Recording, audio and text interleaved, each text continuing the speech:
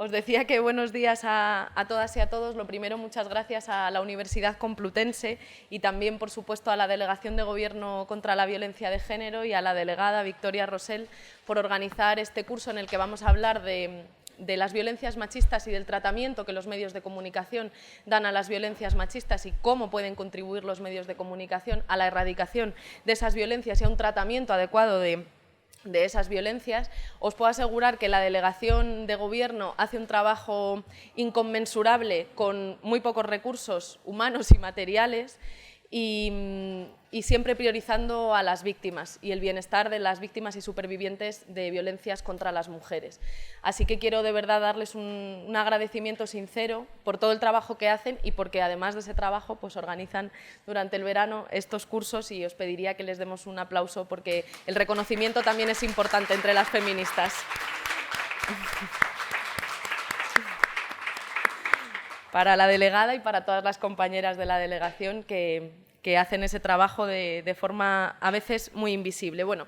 yo creo que para todas las que vais a asistir a este curso, pero quizá no para todo el mundo que nos pueda estar viendo, es una evidencia, precisamente por eso decimos que la lucha contra las violencias machistas es una cuestión de Estado, que la existencia de violencias contra las mujeres es una cuestión estructural, es decir, que nuestra forma de organizar la sociedad y la vida se asienta sobre algunos principios, sobre algunas premisas, una de las cuales, una de las más fundamentales, es que las mujeres, por el hecho de ser mujeres, debemos tener menos poder y, por tanto, tenemos una situación de desigualdad, siendo más de la mitad de la población. Y eso justifica... Podéis pasar. Y eso justifica esa posición de desigualdad, también que seamos cuerpos a disposición de los hombres y también que los hombres estén legitimados a ejercer violencia contra nosotras. Violencia que se puede manifestar de muchas maneras. La violencia de género, la violencia que más conocemos cuya lucha, o la lucha contra la cual tiene más trayectoria institucional en nuestro país, pero también violencias sexuales y situaciones de acoso en la vía pública, en los entornos de trabajo. Todas esas formas de violencia que en la Ley de Garantía Integral de la Libertad Sexual precisamente estamos tratando de reconocer, de identificar como formas de violencia contra las mujeres y, por tanto, de establecer todos los mecanismos para su prevención, para la detección precoz, para la atención integral y también para la reparación. Y en ese proceso, como dice Silvia Federici, o en esa realidad, lo cierto es que los medios de comunicación no son un mero transmisor o un espectador pasivo de esa realidad en la que las violencias machistas son una cuestión estructural. Los medios de comunicación son un agente fundamental en la construcción del relato social que hacemos respecto a las violencias contra las mujeres. Y lo pueden ser en un sentido positivo, es decir, contribuyendo a un buen tratamiento de las violencias, a un tratamiento respetuoso de las víctimas y de las supervivientes, de sus familias, o lo pueden ser en el sentido contrario, en el sentido de perpetuar y profundizar ese relato del terror sexual, esa cultura de la violación que se perpetúa no solo a través de los medios de comunicación, que es una estructura cultural y social de raíces muy profundas, pero que efectivamente en los medios de comunicación puede encontrar no solo un altavoz, sino un reproductor y un profundizador fundamental de esa cultura de la violación y de esa cultura del terror sexual. Yo creo que ha habido varios hitos en la historia de nuestro país que han tenido una gran repercusión mediática y han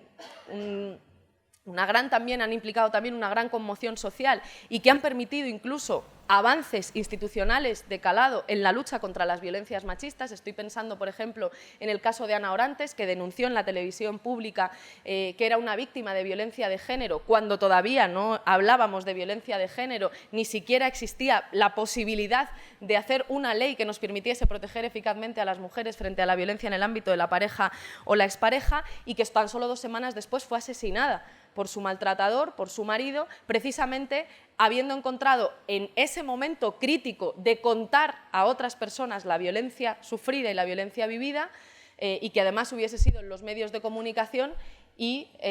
como consecuencia de ello la asesinó. Y eso generó una conmoción social que está a la base y seguramente sea uno de los elementos centrales que pudo justificar la entrada en las instituciones de la violencia contra las mujeres y la elaboración de esa Ley 1/2004 para la lucha contra la violencia de género. Pero pienso también en el caso de Nagore. Aquí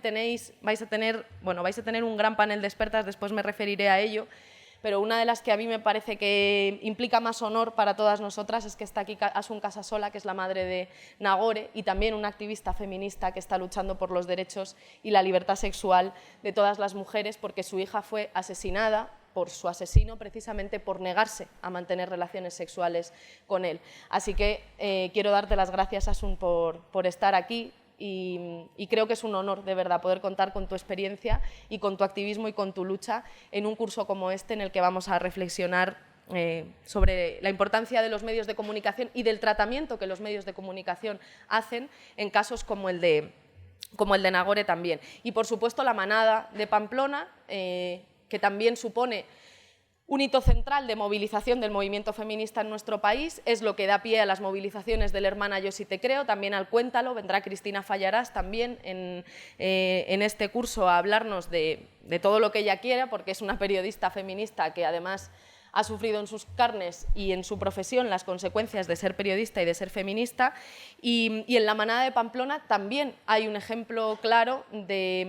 de cómo los medios pueden contribuir al buen o al mal tratamiento en lo que tiene que ver con las víctimas y con las supervivientes y con las violencias sexuales. Y pienso también en un caso que ha sido brillantemente analizado por Nerea Barjola, que es el de las jóvenes de Alcácer, los asesinatos de Alcácer. Ella lo utiliza como caso paradigmático para escribir ese texto que es La microfísica sexista del poder y que tan importante ha sido para nosotras en la elaboración de la Ley Orgánica de Garantía Integral de la Libertad Sexual, porque básicamente lo que explica es cómo ese caso y su tratamiento mediático, sirvió para profundizar en algo que todas las mujeres de mi generación conocemos muy bien, que es esa cultura del terror sexual, ese relato del terror sexual que nos hacía entender con claridad que lo que pasaba y lo que les había pasado, los asesinatos de Alcácer, lo que les había pasado a esas jóvenes, no era una cosa que podía pasar, no era un caso aislado, era una norma fundamental de nuestras vidas, que el terror sexual tenía que ser una norma fundamental de nuestras vidas y que además la responsabilidad estaba situada sobre nosotras. No salgas sola, no vayas por la noche por determinados sitios, a ver qué haces vestida con esa falda en este contexto. Y ese relato y esa cultura del terror sexual, como os digo, tiene raíces muy profundas, es una cuestión profundamente cultural y social y que es precisamente el discurso legitimador de una estructura de desigualdad que es el patriarcado, pero efectivamente tienen los medios de comunicación y en el tratamiento, y os invito a que leáis este texto maravilloso de Nerea Barjola, maravilloso en el sentido de que está muy bien analizado, aunque lo que cuenta da tanto terror como el terror sexual que describe, como el análisis de cómo los medios del tratamiento que los medios de comunicación hicieron de un caso como este, del asesinato de las jóvenes de Alcácer, llevó a profundizar ese relato del terror sexual y se convirtió también en un relato de violencia, que a veces con la mejor intención desde los medios de comunicación, desde la intención incluso de informar o de buscar la mejor noticia o de buscar la exclusiva, se convierten los medios de comunicación en reproductores y profundizadores de ese discurso de la violencia. Bueno, termino diciéndoos que, como ya os he dicho, que vais a poder contar con grandes expertas para analizar la relación que existe o el papel que los medios de comunicación pueden jugar en la lucha contra las violencias machistas o en su contra, también en la reproducción de esos relatos, de esa cultura de la violación y del terror sexual y por tanto que creo que es un buen curso y vais a tener mucha suerte de escuchar a todas esas mujeres. Muchas de ellas van a ser a la vez periodistas y activistas feministas y solamente quiero en este punto hacer un reconocimiento especial a todas ellas porque han pagado el precio de ser periodistas feministas que han hecho feminismo desde sus redacciones y que muchas veces han tomado decisiones muy difíciles para poder hacer información feminista y que permitiese ir combatiendo esa cultura de la violación, esa cultura del terror sexual y hacer una comunicación